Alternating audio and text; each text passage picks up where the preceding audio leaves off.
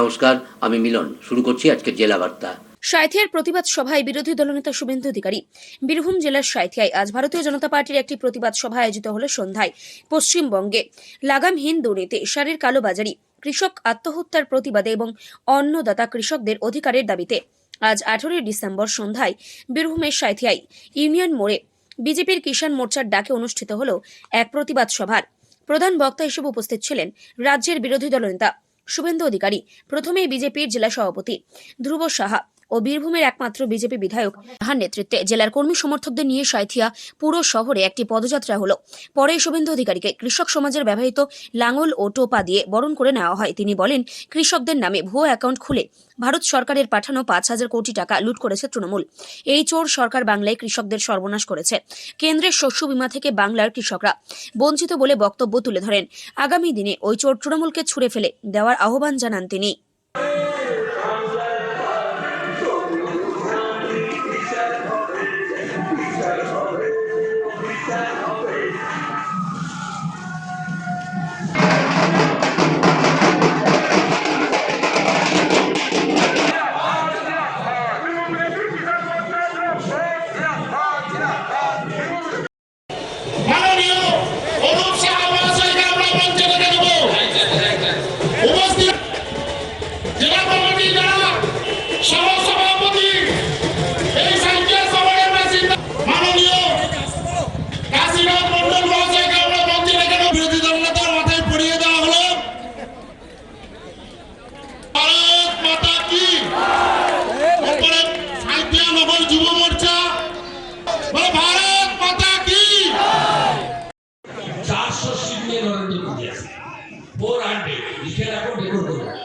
প্রধানমন্ত্রীর সঙ্গে বৈঠকের আগে আজকে মুখ্যমন্ত্রীর যে রণকৌশল ঠিক করে বৈঠক করেছেন, কি বলবেন? প্রধানমন্ত্রীর সঙ্গে বৈঠকের আগে কি রণকৌশল?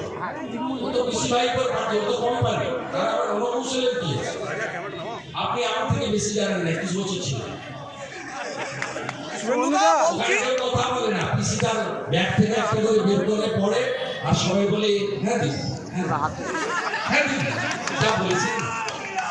শুভেন্দুদা, অধীর চৌধুরী বলেছে যাদেরকে বের করে দিয়েছে সংসদের স্বরাষ্ট্রমন্ত্রীর বিবৃতি দিক।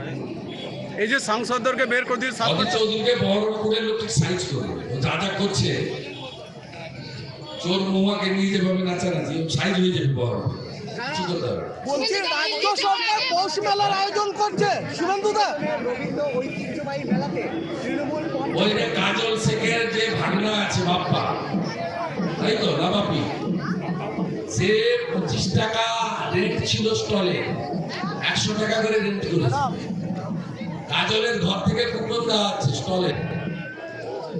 কেষ্টর জায়গা এখনো নিয়ে নিচ্ছে, আমার কাছে সব আছে, এদের সব জানি আমি এ টু জেড। এদের সবার পরিণতি একই হবে।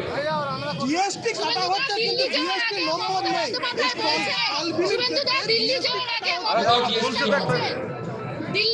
এখানে প্রকৃতি মা দেওয়ার সম্পদ, এত রাজস্ব, 100 টাকা যদি রাজস্ব আদায় হয় 10 টাকা সরকারের ঘরে জমা পড়ছে। একই রকমের ডিসিআর, এখানে যদি ল্যান্ড ডিপার্টমেন্ট, সরকার, পুলিশ, মুখ্যমন্ত্রী নিজে ইনভলভ হয়। মুখ্যমন্ত্রী চান না রাজস্ব টাকা সরকারি কোষাগারে আসে, তিনি চান টাকাগুলো রাস্তায় ভাগ হয়ে যায়। সাঁইথিয়া বিধানসভার বেরিয়াপুর পঞ্চায়েতের প্রধানকে আমরা মঞ্চে ডেকে নেব, সম্মানীয় আসবেন।